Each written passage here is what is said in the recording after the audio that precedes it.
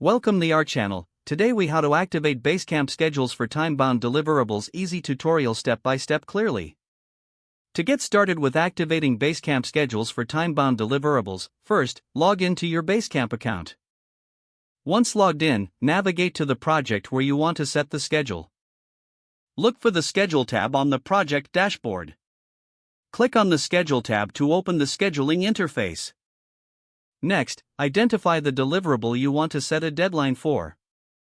If you haven't created a deliverable yet, go ahead and add one by clicking the Add a New To-Do button. Enter the details of the deliverable and provide a clear title for easy reference.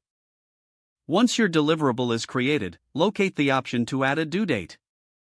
Click on the due date field, which will prompt a calendar to appear. Select the desired date from the calendar for the deliverables deadline. After choosing the date, make sure to review the time if it is applicable. You can set specific reminder notifications to ensure that all team members are aware of upcoming deadlines. Save the changes after setting the due date and reminder notifications. Now, return to the main project dashboard to see your schedule reflected there.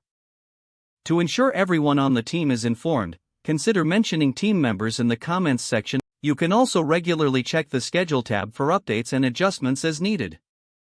This will keep everyone aligned with deadlines and responsibilities.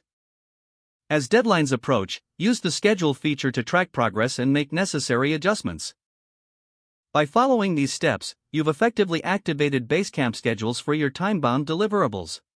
Now you're all set to manage your projects more efficiently. If the page does not load, refresh the browser or try again in a private or incognito window. Make sure you are using the correct email address, then retype it carefully to avoid small typos. If your password is not accepted, use the reset option and create a new strong password you can remember. Check your spam folder for verification or security emails, then complete any requested confirmation steps.